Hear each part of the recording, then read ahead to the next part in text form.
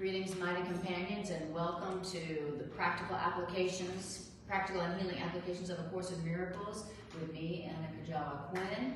And we're going to start off our class first by just tuning in a few minutes to the present moment, letting go of our day. So if you haven't already, go ahead and close your eyes and just take a big breath and let go of your day. Let go of everything that happened up until this moment now.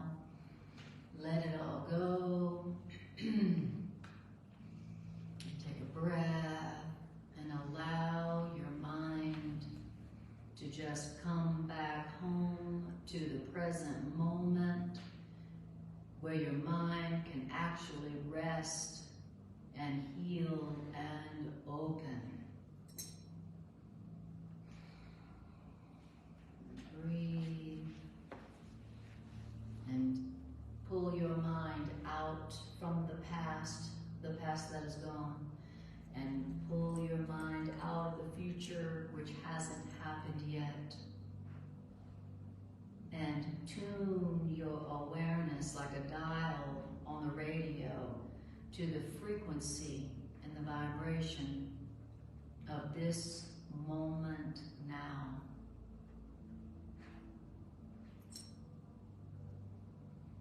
What does this moment now feel like?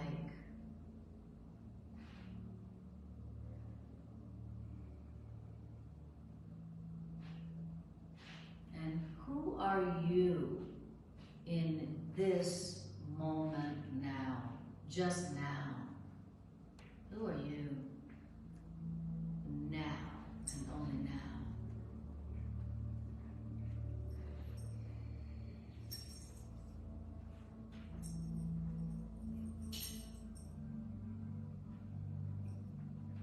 What does it feel like to just be present to this moment now?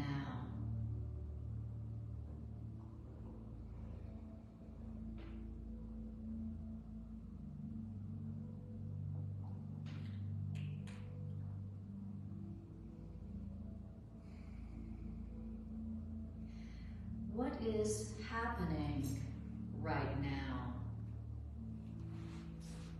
What's happening now?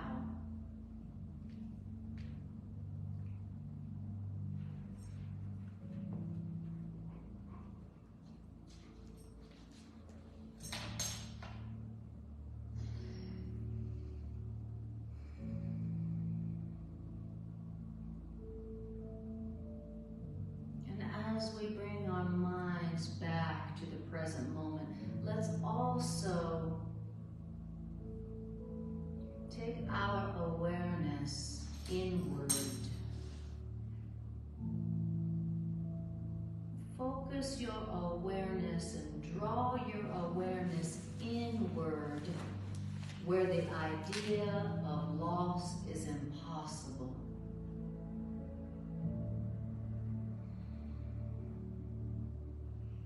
Draw your awareness inward where the idea of loss is impossible.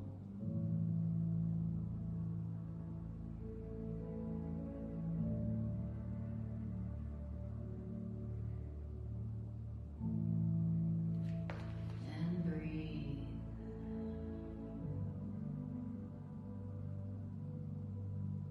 We are shifting our mind's perspective from the outer to the inner, and allowing our mind to rest and to open.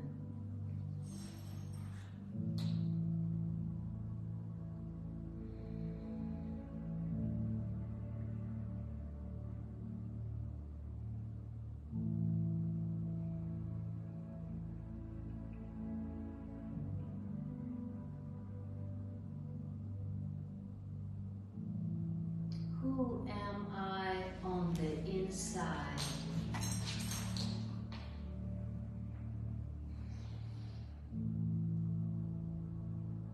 What is in the inside of me.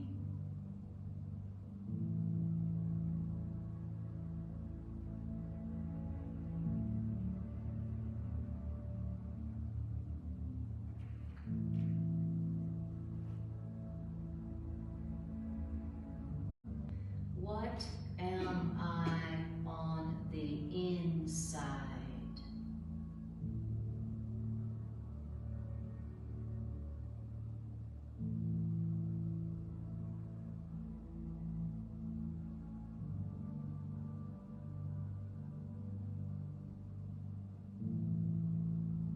Let us tune our awareness inward and learn and discover who and what we are in the inside of us, beyond our bodies, beyond our personalities, beyond our circumstances. Who am I beyond my body?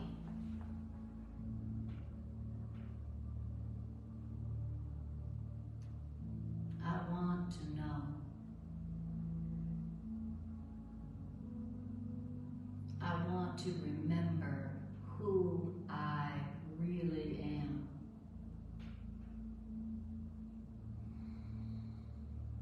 Spirit, I have forgotten who I am. Remind me that I might be healed and happy again.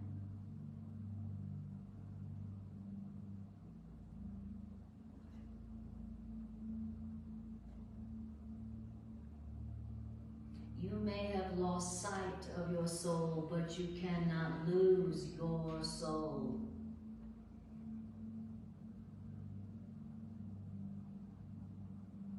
Our soul is still within us, still remaining exactly as it was created by love.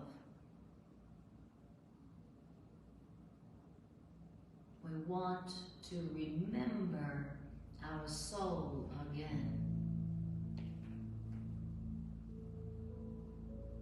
Just because I have lost sight of my soul does not mean I have not lost my soul. I want to remember my soul. I want to remember who I am. Remind me, Spirit. Remind me, God, of who I really am, who you created me to be.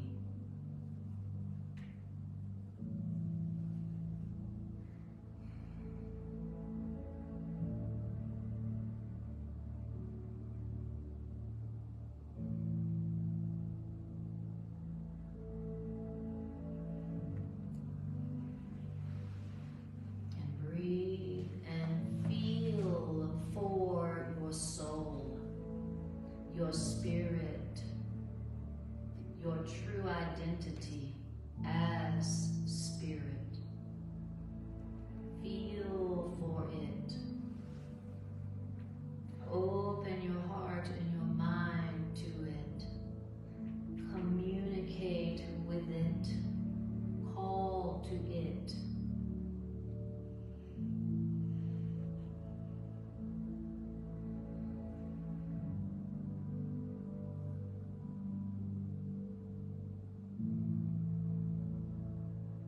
Ask it for its help in waking back up to it.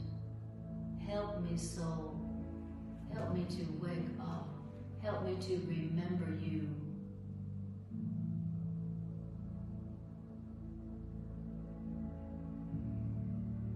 Help me to feel you, my soul.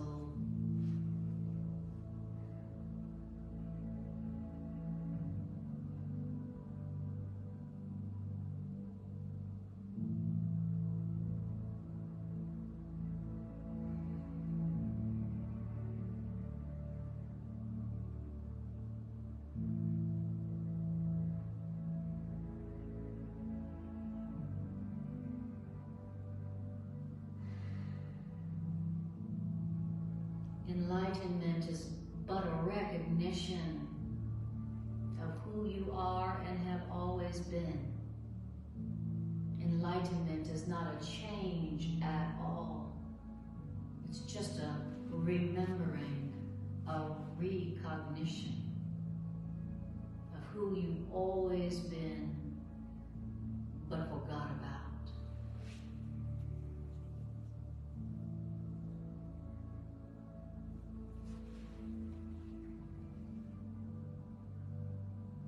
Breathe and feel for your soul, your spirit.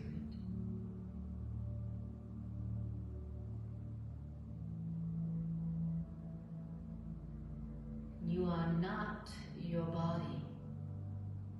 You are a spirit, deathless, timeless, sinless forever. Feel for that, your real self. Breathe it in. Open your heart and your mind to it.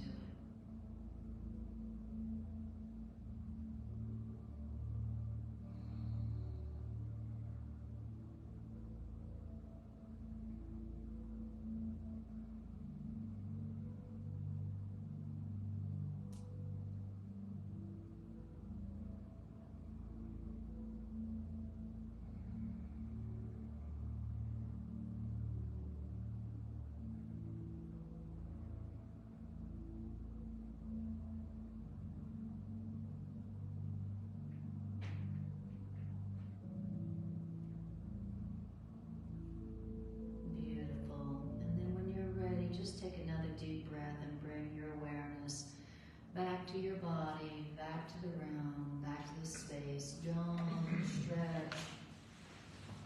Whew. All right. Wonderful. I needed that. I love remembering and awakening with you guys. It really helps, you know. All right, so, and welcome you guys on Facebook. Hi, Tony. Hi, Daniel. Hi, Irene. Welcome, and thanks for joining us today. So we're going to be in lesson 31, and if we finish lesson 31 before class ends, we'll just go to the next workbook lesson. Okay, so we're going to be in the workbook lesson today, workbook lesson 31, and possibly workbook lesson 32 if we get to it. What'd you say? Yeah, right. I thought we were in chapter 18. Yes. Yeah. Well, remember. Overridden, and I said it happens. Exactly. Well, the random number generator pulled this one up first, but it's a short one. So we did another one, chapter 18, and that's a long, big, deep section that my ego was so resistant to that I started to fall asleep while I was reading it to Greg on the way here. We'll do that one on a day. We'll have a little more energy. So, lesson 31. I am not the victim of the world I see. Say what? I am not the victim of the world I see. Right? Very foundational idea in the Course in Miracles, and so important that it says today's idea is the introduction to your declaration of release. So this is the real declaration of independence. Okay? This is the real deal. Until you get this idea, you accept this idea, you ain't free. You are not independent. You are the victim of the world you see in your perception. And the only way to be free from something you feel is oppressing you is to remember the truth, that you're not the victim of what is happening in your world, in your life. That's the only way to be free of something, is to go, I'm not the victim of this. Somehow, somewhere, some way, I had something to do with what I'm experiencing. Somehow, somewhere, even if I don't remember how and when and why, I chose to imprison myself to something, whether it be a situation or fear or guilt or whatever. Okay? But the moment that the way you take your power back is you declare your independence by saying, I am not the victim of the world I see. I am not the victim of this situation that I see. I'm not the victim of this relationship I see. I am not the victim of this. You know, I somehow, somewhere, at some time chose this. And the moment that you say that and accept that, then you have declared your independence. You have declared your release from that thing. Isn't that interesting? So that is how I release myself from something that feels like it's limiting me or oppressing me or hurting me or making me feel something that I don't want to feel. Okay. The only power it has over me is that I don't remember where it came from. The only power it has over me is that I am in denial about where it came from. That is the only power that it has over me. Okay?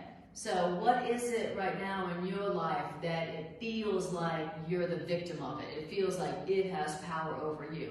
What is it in your life right now that seems like it's telling you how to feel?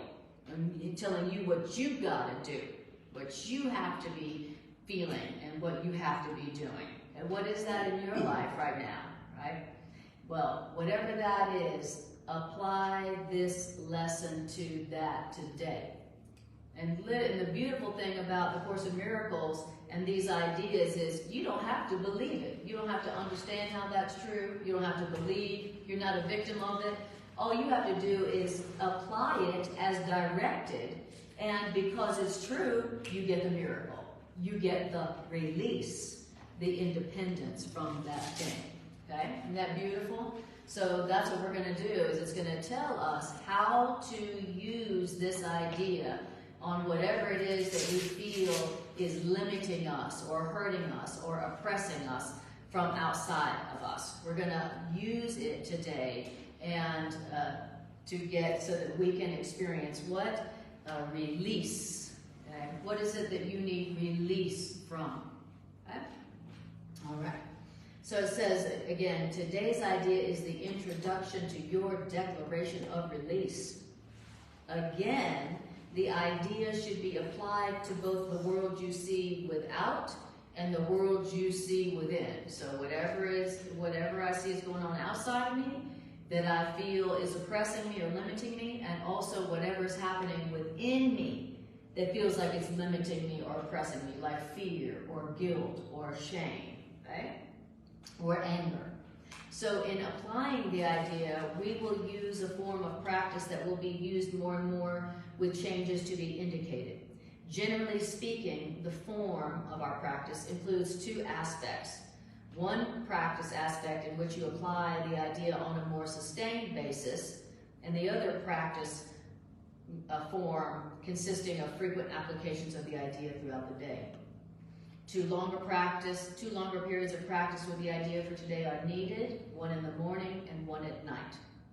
3 to 5 minutes for each of them is recommended. During those recommended practice periods, look around you slowly while repeating the idea 2 or 3 times. Then close your eyes and apply the same idea to your inner world. Why? Because guess what? You will escape from both what's oppressing you from within and what seems to be oppressing you from without. You will escape from the inner and the outer both together. Why? Because the inner is the cause of the outer. So whether you're applying it, I'm not a victim of the world I see outside of myself, or whether you're applying, I'm not a victim of what seems to be going on within me, you know, you are going to escape from both what seems to be oppressing you outside of you and also within you at the same time. Okay? Beautiful. So, I love it. So we talked about your declaration of release, and also this is your escape. Does anybody need an escape today? Anybody need an escape from anything? anything on the outside or anything on the inside? Okay. This is your declaration of release, declaration of independence, and also your escape. I mean, it actually uses the word escape. Okay. You know, it's like, oh, this is going to help me escape. I love it. Right? Beautiful. Questions or comments on this so far? That's paragraph 1. Okay.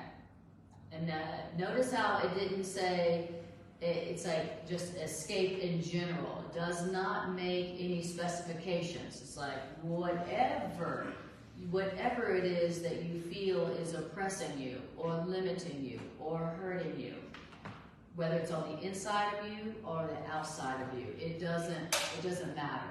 It's all the same. Okay. Now, it's teaching us how to use it. So the text gives us the theoretical foundation of the course, and then the workbook takes those ideas from the text and shows you and teaches you how to use them to get the escape, to get the result, to get the miracle that comes from the use of them. So it's really a perfect curriculum like that. Here's the ideas, here's how to use them. And what did it say? It said 2 long periods, one in the morning, 1 at night, 3 to 5 minutes for each of them. Okay? 1 in the morning, 1 at night, 3 to 5 minutes, where you're going to look around. You're going to look around at the world you see, and then you're going to close your eyes and you're going to look within. So I'm going to look without and see what I got. Look at what's going on the outside of my world. I got this going on, that going on, this going on. Okay, great. And then I'm going to close my eyes and I'm like, oh, I got this going on. I got some of that going on. I got some of that going on. Oh, this is why I don't close my eyes more often. It's because when you close your eyes and you see what you got going on the inside, right, that you feel limited by, it's frightening sometimes. So it's saying, also, then you look outside, then you close your eyes, look what's going on the inside, and you say, I am not a victim of the world I see. I'm not a victim of what's going on here. Close my eyes, I'm not a victim of what's going on within me. Hallelujah. Okay? It says, so as you survey your inner world, merely let whatever thoughts cross your mind come into your awareness. So this is basically teaching you a meditation technique. So it's teaching you a meditation technique as well as how to apply this to your inner world, which is very difficult to do. Why? Because we have a ton of resistance to looking into our inner world. We have a ton of resistance to close our eyes and become aware of the thoughts that are in our mind. Okay? Anybody recognize that? Can I get a witness? Thank you. It's very difficult. We have a ton of resistance to close our eyes and to survey our inner world. Okay? But here's a way to survey your inner world that makes it easier. It's like, please help me to survey my inner world. I don't want to look at my inner world. So as soon as I close my eyes to meditate, I get a million distractions. And I allow them. The phone rings, or, did something with the dogs, or I just remembered I got to do laundry all of a sudden, right? So this is teaching us how to actually learn how to survey our inner world, and not only survey it, but also how to replace what we find in our survey with something positive and something powerful, something that's going to give us a better result than the thoughts that we have in our inner world right now. Okay? Something that's very challenging to do. This is like training wheels. This is teaching us how to do it, what to do when the resistance comes up, what to do with the resistance. Okay? Beautiful. So it says, in paragraph 3, as you survey your inner world, merely let whatever thoughts cross your mind come into your awareness, and each one of the thoughts that cross your mind, consider each one of them for a moment, and then be replaced by the next thought. So it says, so try not to establish any sort of hierarchy among your thoughts. Okay? Instead of judging your thoughts or establishing a hierarchy of thought, well, that's a good thought, well, that's a bad thought, well, that's a bad thought, that's a good thought. Okay? Instead of judging your thoughts and establishing some hierarchy of your thoughts, let them, it says, watch them come and go as dispassionately as possible. Okay? So it's teaching us how to go, there's a thought, there's a thought, there's a thought, there's a thought, there's a thought, there's the next thought, there's the next thought, dispassionately. Okay? And the reason why it's difficult to close our eyes and survey our inner world is because as soon as we do, we go straight into reactivity. We go straight into judgment. Oh my God, my thoughts. Oh geez, they're so embarrassing. They're so embarrassing. They're so meaningless. They're so whatever. Okay? So it's teaching us how to survey our inner world, because only as you are able to look within can you then go, I am very motivated now to choose some better thoughts. Okay? If you don't, the Course in Miracles says any thoughts that you don't know about, that you're not aware of, those are thoughts that are in your mind directing your life from behind the scenes, unconsciously. Whatever you're unconscious about, the thoughts you don't know you have, those unconscious thoughts is what's directing your entire show, unbeknownst to you.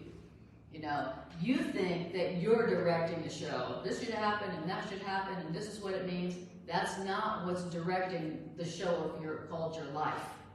It's what is in your unconscious mind, which means your inner world that you have not looked at, that you are not aware of. So truly, your life is at the mercy of your unconscious thoughts that are residing in your inner world that you are not aware of. And that is why we have these patterns that seem intractable. It's like, why I got this pattern in my life, and why can't I shift that? Why can't I change that? Why can't I end that pattern? Because you have not looked at the unconscious thoughts in your inner world that are producing that. And as long as you're not looking at the thoughts on the inner, then there's no way you can change what's on the outer, no matter how you try to control it, no matter how much you try to judge it. The only way to change what you're seeing is to look in your inner world and survey it. Because remember what it said, the inner world, your inner world is the cause of your outer. But we spend all of our time trying to control the outer. You know, if you would just change, I'd be happy. You know, if this was just different, I'd be happy. You know, I'm now going to try to change this and control this and fix that, and then I'll be happy. You know, and it's obvious that doesn't work. So lately I've been listening to some Watnick tapes, and he was talking about, I guess this was a Freud concept. This is a what? Freud. Oh, Freud, That found its way into this. Yeah. Is that what gets repressed gets projected. It's exactly right. Everything that's repressed gets projected. So that's why we have to go inside and look at the ugliness. That's exactly right. To stop projecting. That's exactly right. The Course in Miracles literally says perception is projection. I mean, very deep, which means what I am perceiving is coming from my own inner world that I am projecting. But I don't know that, and so I can't change anything. I can't change a damn pattern, not one. You know, while I'm trying to change and control things out there. I'll change you, control you, manipulate you. And what is the means by which we try to change and control the outer? Guilt. Guilt. Guilt. leather whip. The big G, right? The G word. What'd you say? A leather whip. Yes, a leather whip called guilt. You know, that we then so craftily call love. Well, I only give you guilt and condemn you because I love you. And if you loved me, you would take that guilt and you would change for me. You know, thinking that you can actually change a damn thing like that, and you can't. And that's why we have these patterns.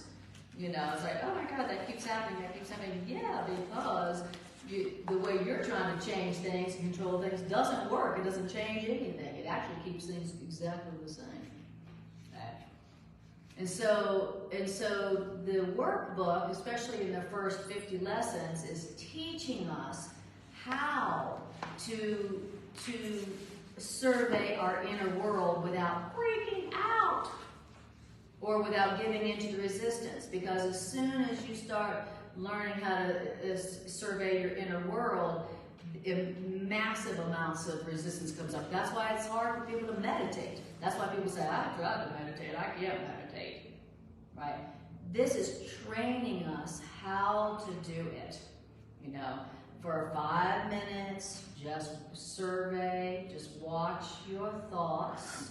Just, here's a thought, oh, here's an angry thought. Oh, here's a thought about my groceries. Oh, there's a thought you know, a sadness thought. Okay, there's an angry thought. There's a thought about what I need to do today. You're just surveying it dispassionately, which means without judgment. You know, like at some point he calls it watching an oddly assorted parade. Watching your thoughts like an oddly assorted parade. That's how it's a perfect characterization of my thoughts. An oddly assorted parade. Some clowns, some acrobats, some drunk people who just decided to join the parade because, you know, nothing else going on. What do you say? Animals. Some weird animals. An oddly assorted parade. Then learning how not to judge them because if you judge them, then you're going to be too afraid to keep looking within to your own thoughts. Okay, So it's just the first step. It's just the first step. Exactly. So it's saying, survey your inner world. Merely let whatever thoughts cross your mind come into your awareness. Each thought to be considered for a moment and then replaced by the next thought. Try not to establish any sort of hierarchy among your thoughts. Watch your thoughts come and go as dispassionately as possible. Don't dwell on any thought in particular, but try to let the stream of your thoughts move on evenly and calmly without any special investment on your part. So beautiful. See the practice? Okay. As you sit and quietly watch your thoughts, repeat today's idea slowly to yourself as often as you care to, but with no sense of hurry. Okay? So there's the beginning part of the practice of looking within at your thoughts. Okay? You're just watching them come and go, no investment, no judgment, just dispassionately. Oh, there's a thought. Oh, there's an anger thought. Oh, there's a guilt thought. Oh, there's a thought of what I gotta do. Oh, there's a fear thought. Oh, there's a jealousy thought. Oh, there's a competition thought. Oh, there's an angry thought. Oh, that's nice. Now, wouldn't that be a big improvement? If you just were like watched your thoughts dispassionately with no investment, no judgment. Wow. Well, that's how you're able to look at them without a lot of fear. Okay? That's how you begin the process of not being afraid to look within. And of course, the Miracle says that we are terrified to look within. Okay? And of course, the Miracles tells us the reason we're afraid to look within is because we're afraid that our eyes will light on sin and that we'll be struck with horrors so intense that we'll rush to death by our own hands, only to realize that we can't kill ourselves. That's why we're afraid to look within. Okay? But it's the only way to experience your own power and real change. So we've got to learn how to do it. Okay? So as you sit and quietly watch your thoughts, and keep repeating the idea, I'm not the victim of the world I see. I'm not the victim of the world I see. I'm not the victim of the world I see. I'm not the victim of the world I see. Okay, see the process? All right.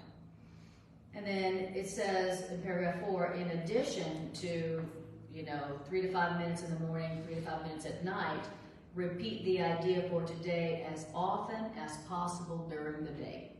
And you'll have lots of opportunities. You'll have lots of opportunities to feel like the victim of the world you see. You'll have lots of opportunities, right?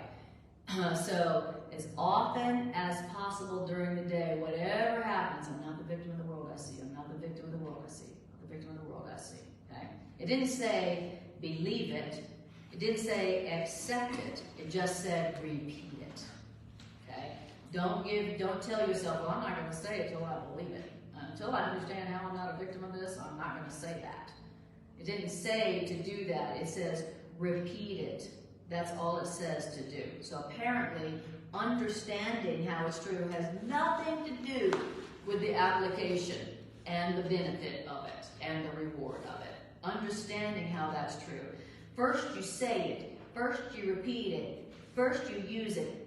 Then you go, oh my God, it's actually true. I was saying that for all these years, and then I realized it's actually true. Okay.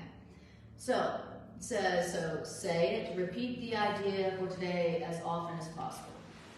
Remind yourself that you are making a declaration of independence in the name of your own freedom. Whew. I'm saying I'm making a declaration of independence in the name of my own freedom. I'm declaring my independence. Wow. That's pretty big. That's pretty important.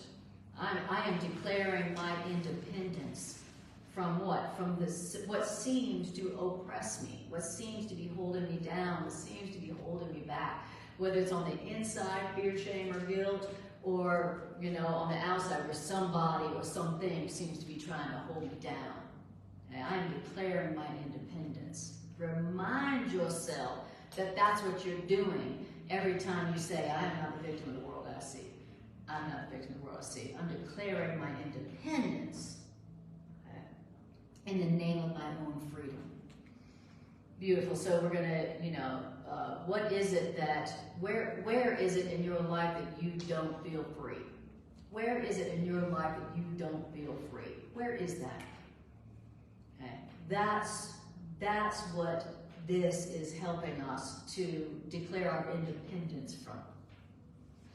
Beautiful. And it says, and in your freedom, and in your freedom lies the freedom of the world. Woo! So as you experience freedom from what seems to hold you back and pull you down, you are literally helping to free the whole world. Every time you declare your independence in the name of your freedom, you are giving the same gift to the whole world at that moment. Man, not bad, huh? So every time I say it and declare my independence in the name of my own freedom, I am also declaring the freedom of the whole world, everybody in the world who doesn't feel free. Wow, that's a pretty damn good deal. I just say it for myself, but I give that gift to everyone in the world. Well, that's how it goes if it's true that we're all connected. Like our quantum physics and our science now tells us we're all connected.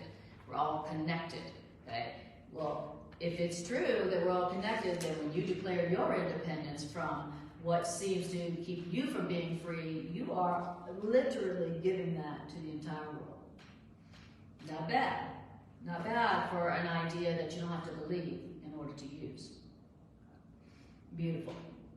All right. So the idea for today is a particularly useful one to use as a response to any form of temptation. So now we're going to use it as a response to temptation, any form of temptation.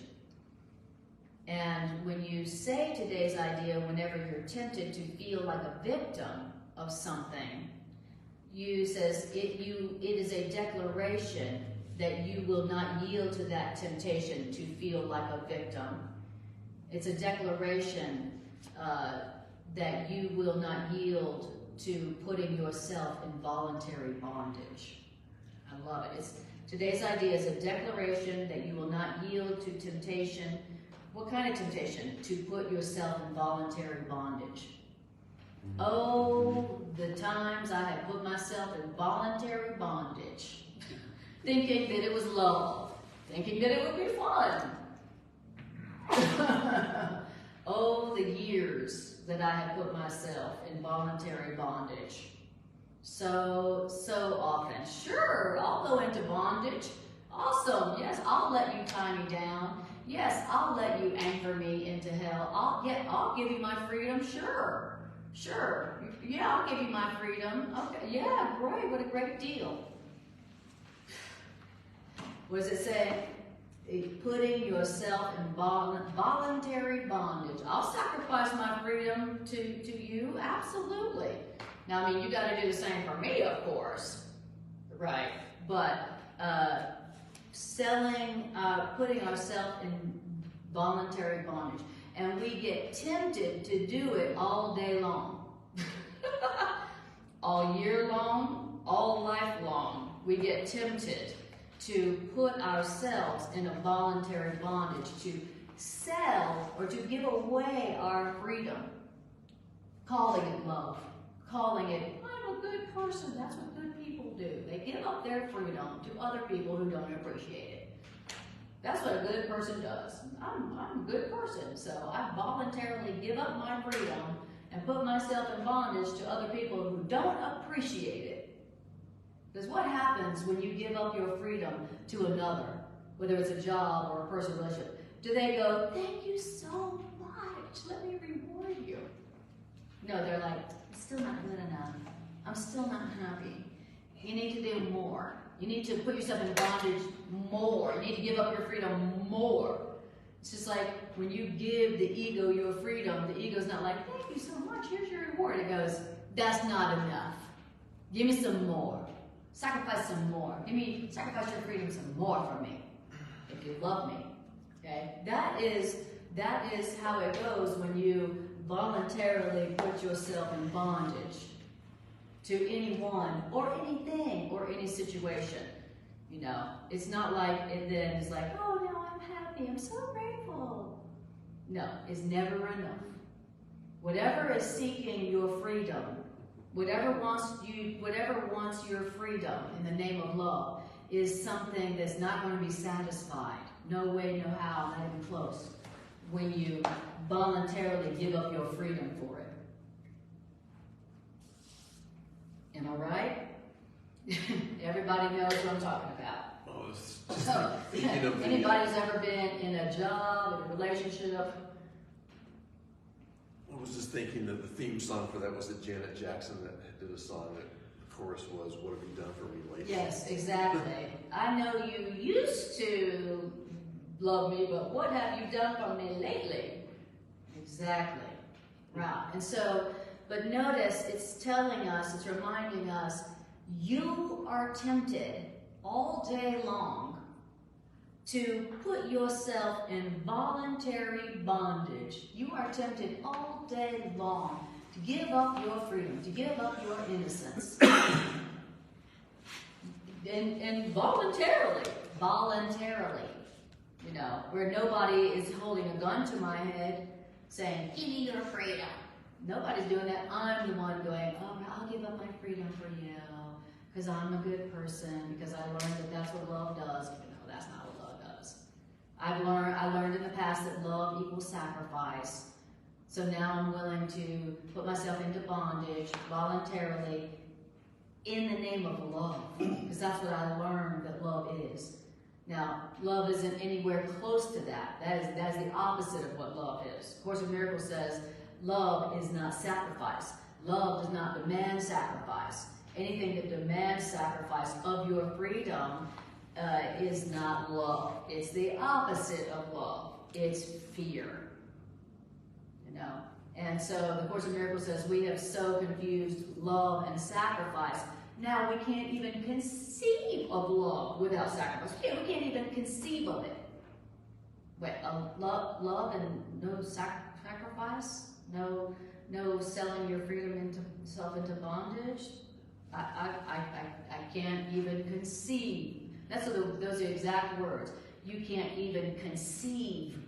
You're like, what would that be like? You can't even conceive of a love that doesn't demand any sacrifice. And that shows you that we don't know what love is. We are tempted all day long to put ourselves in voluntary bondage and call it love. But then wonder why we don't feel love anymore. It's like, I love you, I put myself in voluntary bondage for you, but I don't feel more love. I feel less love now. Why is that? How could it be that that's love, but when I do it, I experience less and less and less and less and less love. Now I just have hate. So how could that be love? When after I do that, I don't have more love, I have more hate. I have more resentment. Well, it must be that it wasn't love. You know, it's just what we all learned wrongly, tragically, that love is sacrifice. Wow. And so every time through the day, when you are tempted to put yourself in voluntary bondage, this says, say, I am not the victim of the world I see. I am not the victim of the world I see. I am not the victim of the world I see. Okay? That's it, because every time you say that, when you're tempted, you are declaring your independence, you're declaring your freedom, you're declaring your independence from something that wants your freedom, something that wants to take your freedom. In the name of love, you're declaring your independence. You're saying, I will not yield to that temptation. I will not yield to that temptation. Just by saying those words, you are saying, I will not yield to that. It's like a magic shield. So, dun, dun, dun, this shield will protect me from yielding to the temptation. Okay? It's like a magic wand or a shield that you pull up and you say it, even without totally believing it, and it protects you. It protects you from your temptation to put yourself in a voluntary bondage. So this section seems to set up the deeper lesson of the Course of, that we've set all of this up in advance, and that our senses just bring back to us exactly what we want, what we've set up. Yes. Mm-hmm. So how could we be a victim if we right. done it ourselves? Right, exactly. And truly, if and when we truly accept the idea that we are only experiencing the results of our own thoughts, then you would never be tempted. You would never be upset. You would never be upset. You would be like, oh, I don't like the way I feel. I guess I'm having some thoughts that are unloving. Let me look within and see those thoughts that are unloving. Oh, I think I would like to choose loving thoughts instead. That's what we would be doing if and when we really accepted that perception is our projection. When we had something that didn't feel good, we would go right to our thoughts, realizing that what we're experiencing is not coming from out there. We would go right to our thoughts. We'd do that inner survey, that survey of our inner world, and we would choose a different thought. Be like, ooh, oh, that's a thought that I was thinking that produced that thing that didn't feel good. Instead, what I'm going to say is, I'm not the victim of the world I see. So if we're projecting out repressed, ugly thoughts, and our senses are super limited in terms of what we perceive. Yes. That's what allows us to judge and to keep it all going again and again and again and again. As opposed to, you said loving thoughts, but I guess my brain goes to forgiveness, just identify that this is what we're doing. Mm-hmm. And once we identify it, then it's done for us. Exactly. Well, I was just going to say, right along those lines, that this is only lesson 31. Yeah. This is the This first. is the beginning. This is like January 31st of Yes. doing this on a daily Exactly. basis, and we learn later in the course that for one thing, every loving thought is true. Mm-hmm. Everything else is a call for healing and help. Yes. And we also learn that the thoughts that we are aware of are really our own thoughts. Mm-hmm. Those are not the thoughts that we think with God. Yeah, they're the ego's thoughts. They're the ego's thoughts. And so a related idea to this then, this is beginning steps in recognizing what the problem is. Yes. And Mm-hmm. the follow on is what you said. Mm-hmm. Okay, I'm having these ugly thoughts. Mm-hmm. How do I forgive this? Yes. Holy Spirit, show me another way to look at this Exactly. situation. And what would I like to think instead? Oh, I'll think I am not a victim of the world I see, or only love is real. Everything else is a call for love. You know. But we chose guilt. That's why we're having the ugly thoughts. That's exactly right. We chose it, 'cause absolutely. even earlier in That's before right. lesson 31 and lesson Yes. 23, I think, all you have to do is identify that and Yes, be willing to release it. exactly. That's right. It's so simple sometimes. It is simple, but Not easy. the truth, this simplicity is very difficult for twisted minds. Yeah. Simplicity is very difficult for twisted minds. And of course, in Miracles, this is very natural. This is how your mind naturally thinks. But the Course in Miracles says what we have done to our minds has made our minds so unnatural that we don't even recognize what's natural to our minds. No, oneness is natural. Love is natural. You know, what I do to you, I do to myself. That's natural to minds that are one. That's simple. That's natural. But we have twisted our minds so profoundly that we don't even recognize what's natural to our minds. Yeah. Love is natural. It's natural to have a loving thought. It's natural to go, oh, call for love, or oh, how beautiful, how wonderful. Love is natural. Those are natural thoughts, you know, but we don't recognize that. And something that actually is in chapter 18, in that section, I Need Do Nothing, talks about how if we really recognized guilt when we saw it, recognized it for what, we'd really only experience it as pain and would avoid it. Yes. But our minds are so twisted that Yes. once again, we can conflate love with guilt With guilt, and sacrifice. exactly. If we really recognized that guilt when we experienced it, we would say, hell no, I'm not going to put myself in voluntary bondage to that. Hell no, that's not love. But we don't recognize guilt as what it is because of what we've learned about love in the past. And so now we don't recognize it. We don't recognize you're being tempted to voluntarily give up your freedom and put yourself in bondage. We don't recognize that. But this is teaching us how to recognize that and how to say no, how to declare our independence from our own temptation to voluntarily put ourselves in bondage to what? To guilt in the name of love. You know, that's some serious rewiring, undoing of some ancient programming, some ancient brainwashing. We're talking ancient brainwashing, programming. We've all been brainwashed and programmed for our whole lives, and if you believe in reincarnation, for lifetimes. Okay, you know that that guilt is real, that we are guilty, and that when you say yes to guilt, that's what it means to be loving. We've been being programmed that we're guilty and that sin is real for a long time, and so it takes a while to unlearn. You know, if you've been in a cult for your whole life, and somebody saves you from that cult, it takes a long time to get you deprogrammed. That's just one lifetime. So, it takes a while, and the whole purpose of A Course in Miracles is to deprogram us.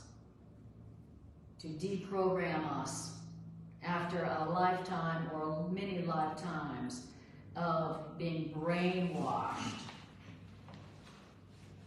into the belief in sin, that you are guilty, and that only as you accept that guilt are you being loving to God and others. That's some heavy duty, cruel. The Course in Miracles says that the journey has been long and cruel. The journey into the belief in sin has been long and cruel, and we have gone deep into it.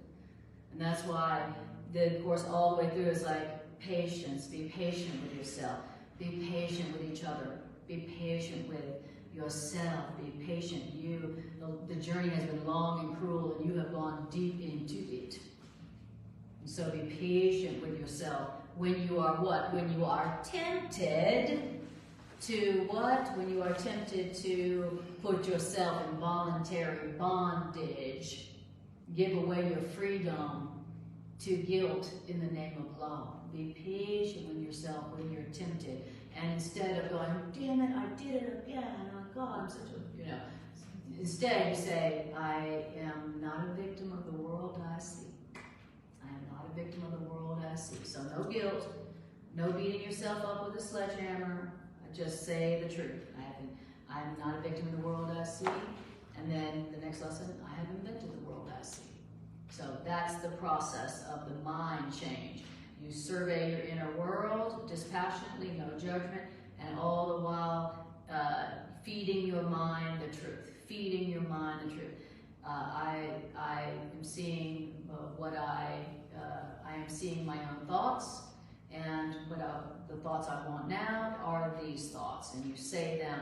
What does he say? Repeat them as often as you can, and say it as a response to temptation. And say the idea for 3 to 5 minutes in the morning, and say the idea 3 to 5 minutes in the evening. And that's what enables the deprogramming and the reprogramming to happen in your mind. So beautiful. Course in Miracles is amazing. Okay, so now let's go to the next idea. Okay, so lesson number 32. Another idea that we don't believe, but when we use it, makes miracles. I have invented the world I see. Hi, Bridget, lovely to see you. Hi, Renu. Hi, Debbie. Okay, I have invented the world I see. Lesson 32. Today we are continuing to develop the theme of cause and effect. You are not the victim of the world you see because you invented it. So, what that means is you can give up the world you see just as easily as you made it up.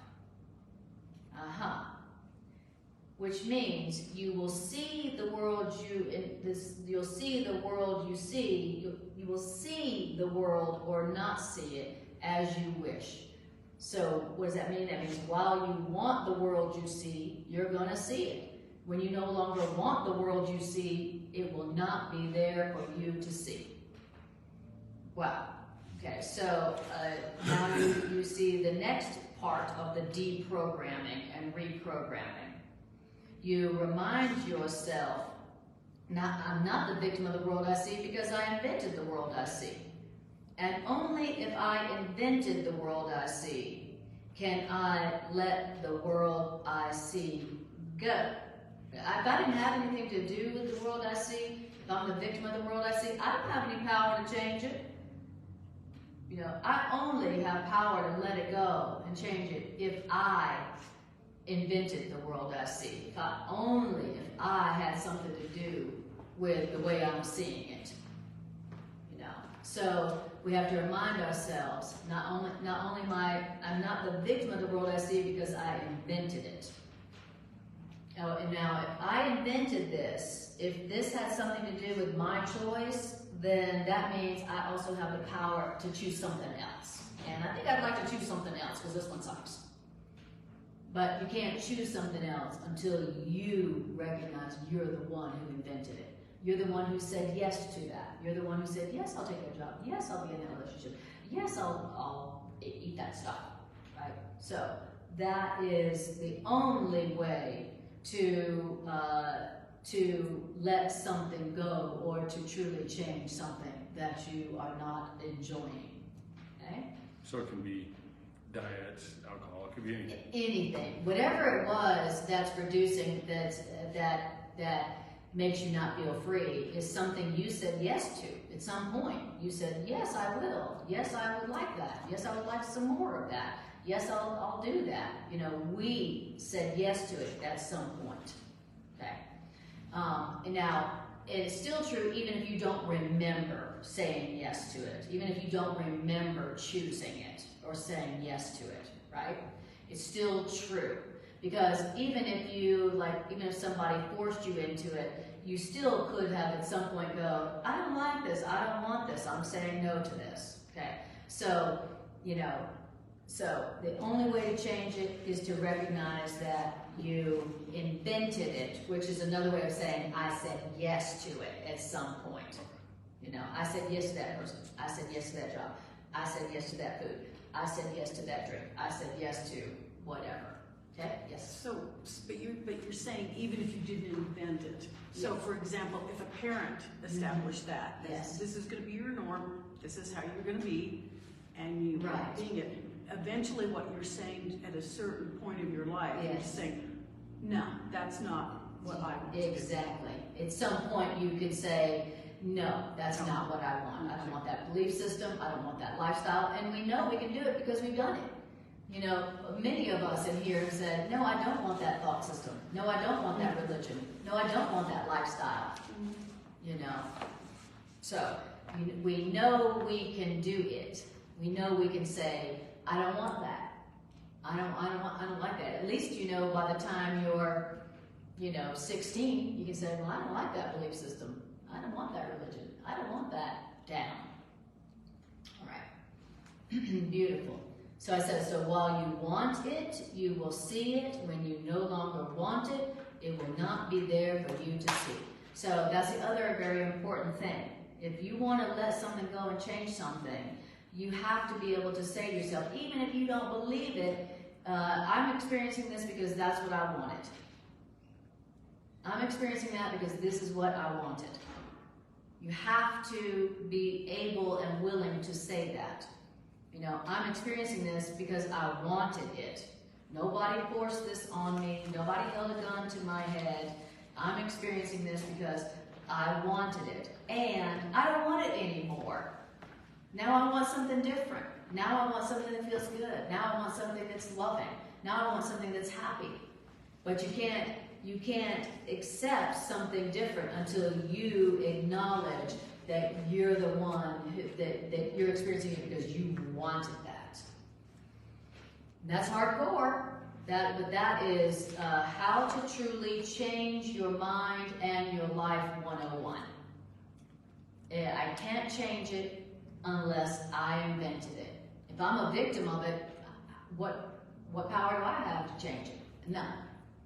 I only have the power to change it if I had something to do with making it. So it's a fundamental mind and life change idea. Beautiful.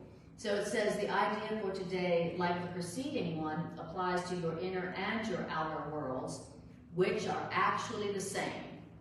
My inner world and my outer world are actually the same. Whew. However, since you see your inner world and your outer world as different, then the practice periods for today will again include 2 phases. One phase of the practice period will involve the world you see outside you, and the other phase of the practice today will be for the world you see in your mind. In today's exercises, try to introduce the thought that both are in your own imagination. The world I see out there and the world I see in here are both in my imagination. When you start looking at your inner world, you're still not seeing the truth. You're still, at first, you're not seeing who you really are. You're not really seeing your real thoughts, like you were saying earlier. You're still just seeing what you've imagined. The thoughts you hold in your mind at the moment, those are just made up too. Just like the stuff outside you's been made up, invented. You know, the thoughts you're thinking in your mind, those are the thoughts you've invented yourself too. So don't be afraid of what you see in your inner world. It's just another version of what you're seeing in your outer world. Okay? And it's not necessarily true.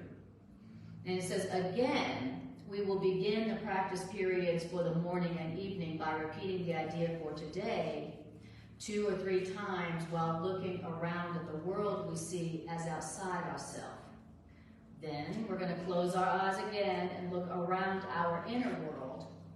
And today we're going to try to treat our inner world and our outer world both as equally as possible.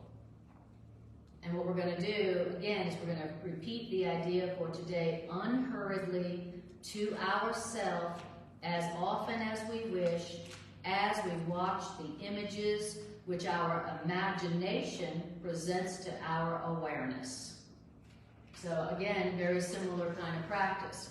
As you see the thoughts in your mind, which it calls the images which your imagination presents. Isn't that a great definition of your thoughts?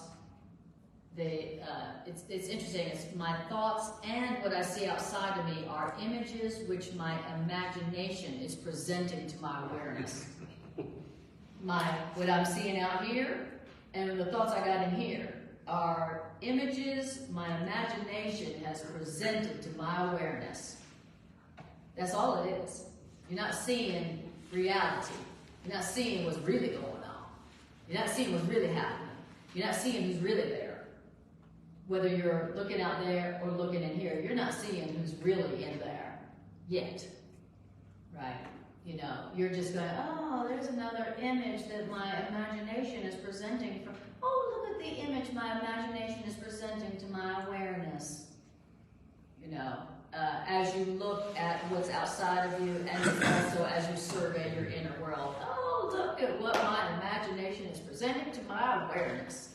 Isn't that interesting? Well, you know what I have to say about that? I have invented the world I see. I'm not a victim of the world I see. That's what I'm going to say. Okay? It's saying to say these ideas as you look outside of you and also as you survey your thoughts in your inner mind as well. I've invented the world I see. I'm not a victim of the world I see. I have invented the world I see. Beautiful. Questions or comments? I love the practice. You see the practice of A Course in Miracles. Course in Miracles is a curriculum in mind training. We are training our minds. We're training our minds. Like we were talking about deprogramming our minds. We're retraining our minds. So it says for the 2 longer practice periods, 3 to 5 minutes are recommended, with not fewer than 3 required. More than 5 minutes can be utilized if you find the exercises restful. To facilitate this, select a time when few distractions are anticipated and when you yourself feel reasonably ready. I love that. It's telling you when. So notice it's telling you how to practice, then it's telling you when to practice. When you feel reasonably ready and when as few distractions as possible are anticipated. That's the time, the best, most optimal time to practice this idea, this practice. These exercises are also to be continued during the day as often as possible. The shorter applications consist of repeating the idea slowly as you survey either your inner or your outer world. And guess what? It doesn't matter which world you choose, your inner or your outer. As you survey your inner or your outer world, say these ideas. And how does it always say to say them? Slowly. Notice it said that in the other one? Say the idea slowly. Repeat the idea slowly to yourself. Okay? as you survey your outer world and as you survey your inner world. And like yesterday's idea, the idea for today should also be applied immediately to any situation which may distress you. Okay? You apply the idea by telling yourself, I have invented this situation as I see it. Okay? When you got a situation you feel distressed by, you go, I have invented this situation as I see it. I'm not a victim of this situation as I see it, because I have invented this situation as I see it. Now, remember again, you don't have to believe that. You don't have to understand how you invented it. You don't have to remember saying yes to it. You don't have to remember wanting it and calling it up on the phone. Get over here, situation. You don't have to remember. You don't have to understand how you invented it. All you have to do is say the truth about it. And because it is the truth about it, it has a real effect, which we call a miracle. So I don't have to understand how I invented it or remember how I invented it. All I need to do is go, I invented it as I see it, which means I'm not a victim of it. That's all I have to do. And then a change mysteriously happens. Oh my God, I just said something I didn't even believe, and then look at that, it totally shifted, it totally changed. It's a miracle, and that's what a miracle is. It's when you apply the truth to what you have invented, and when you say the truth about what's going on, even if you don't believe it or accept it. And then the truth itself goes and does the changing. And then you go, that's a miracle. Something happens that seems to defy the laws of relationships or the laws of time and space or physics. Something happens and you're like, whoa, that's weird. That's freaky. How'd that happen? I just said this thing I didn't believe. And then next thing I know, I was released. I got released.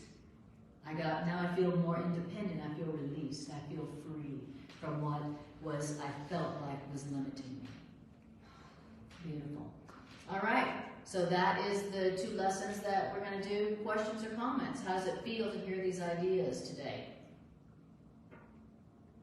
I feel like I'm in deep and I'm looking up, like, even the simplest thing sounds hard.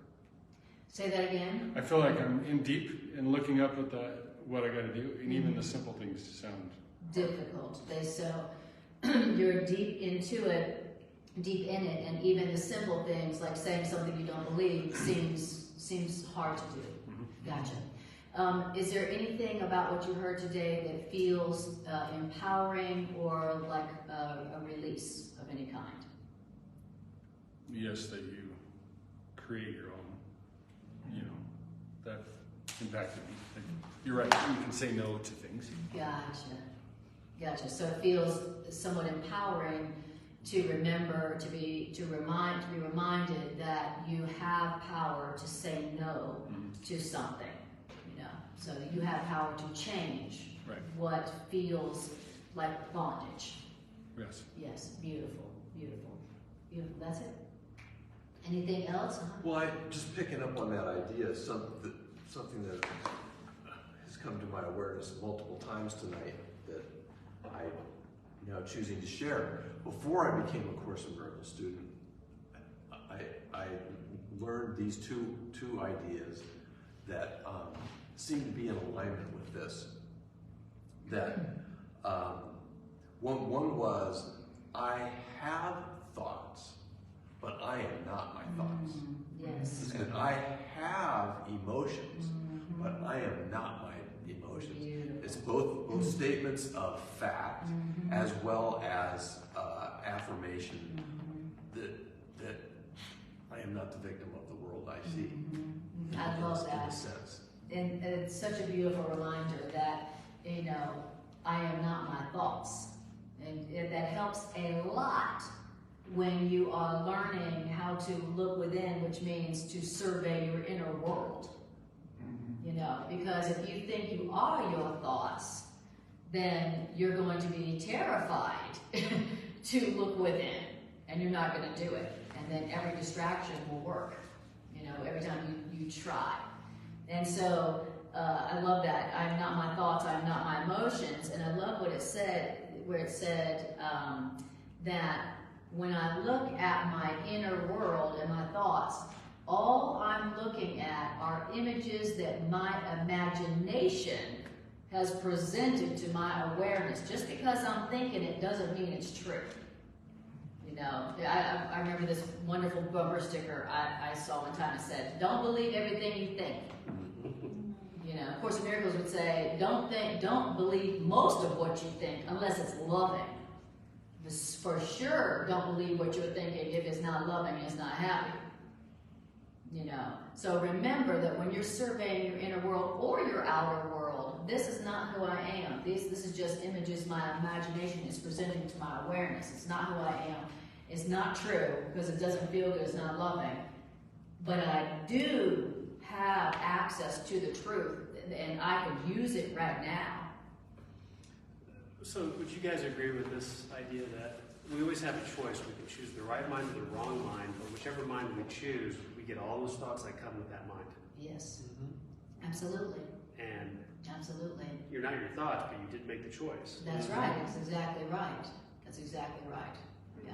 And you're going to get all, if you choose your wrong mind, your ego, your fearful mind, then when you choose that, you're going to get everything that comes with it, which is the world you see now. Okay. So, beautiful. Any other questions or comments? All right. To me, this feels very empowering. It feels freeing. It's reminding me that I'm not the victim of whatever was distressing me. Whatever's distressing me, I'm not a victim to that. You know, I have dominion over that. I can say no. I can say no and choose my freedom. No, and not be a bad person. You know, it's reminding me that I am powerful. That I am in the driver's seat here. I'm not being driven around by an insane maniac. You know, I'm the one who's in the driver's seat. I choose what I'm thinking. I'm choosing how to interpret what I'm seeing. I'm choosing whether I remember the truth and use the truth, or whether I voluntarily put myself into bondage. Okay. All right, well then let's do an integration meditation where we take the ideas. Eugene says very empowering, beautiful. Bridget says feels good. Wish I practiced this today at work. Amen to that. All right, so let's close our eyes and take a breath. And just breathe.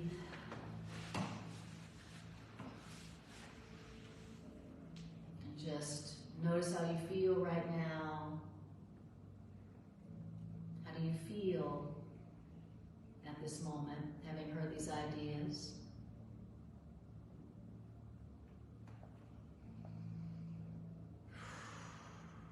Beautiful. Wonderful. Now, I want you to bring to your awareness a situation or a relationship right now where you don't feel free and you feel distressed, or you feel limited or held back by someone or something. Somewhere where you feel distressed. Some situation where you feel like you're in bondage in a way. Wherever you don't feel free.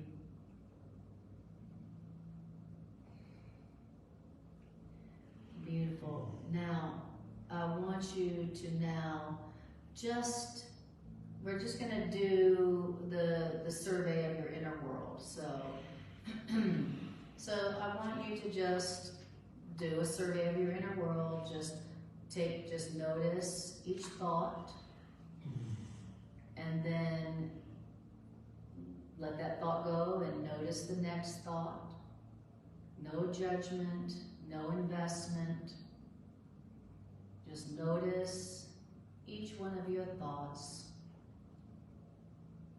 Let them come and into your awareness.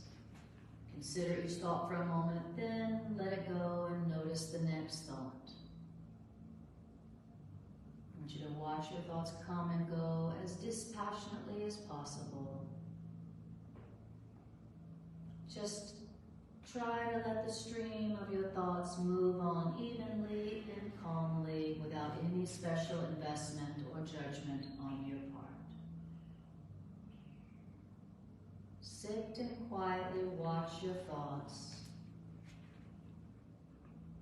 And as you do so, slowly repeat, I am not the victim of the world I see.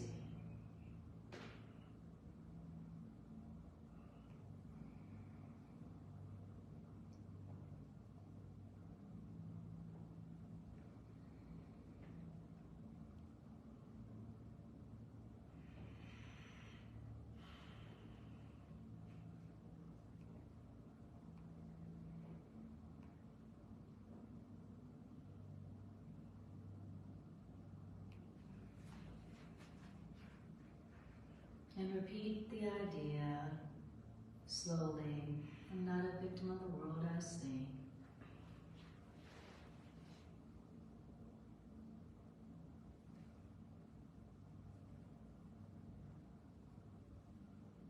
And then say to yourself, I'm not a victim of the world I see. I'm not a victim of this situation because I have invented this situation. Just say it.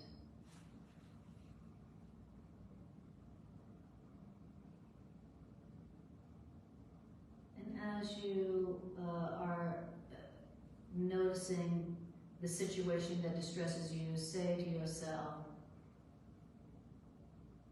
I have invented this situation as I see it.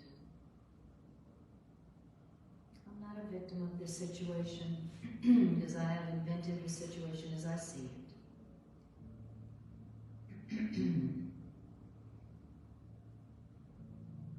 And then say to yourself, this is me declaring my independence in the name of my own freedom.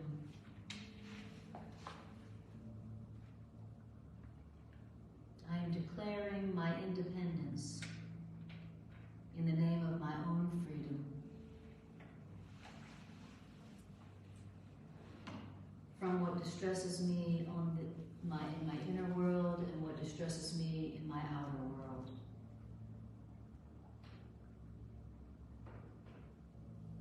And breathe.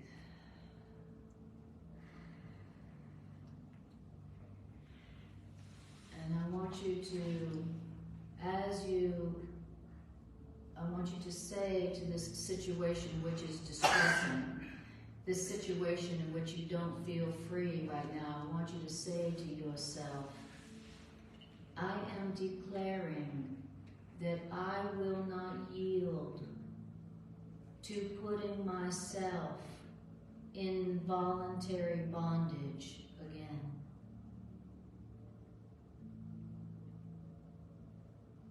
I will not yield to my temptation to put myself into voluntary bondage again.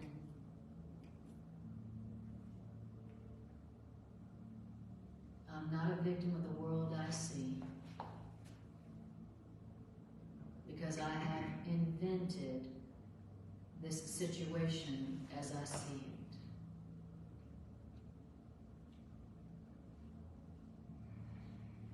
Declare your independence.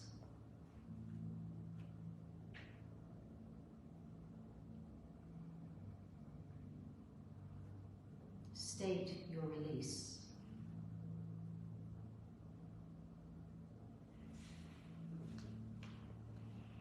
Remember where this situation is coming from. This situation is not happening to me. It's coming from the thoughts in my mind. And since I have invented it, I can also let it go. Tell yourself that.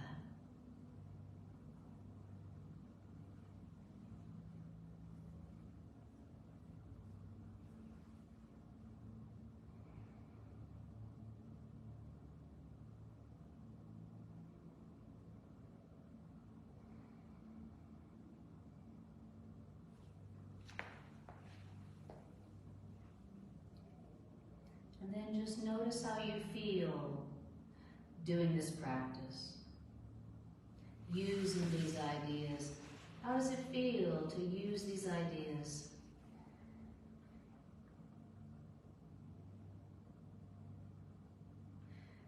How do you feel now about that situation or relationship after applying these ideas to it?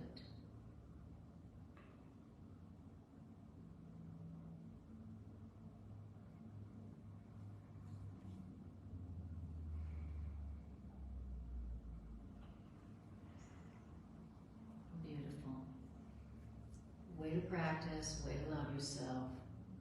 When you're ready, take a breath, bring your awareness back to the room, back to your body. Yawn and stretch. All right. Way to love yourself, way to love yourself, way to love yourself, way to love yourself, way to love yourself. Way to declare your independence from something that seems to be holding you back, holding you down.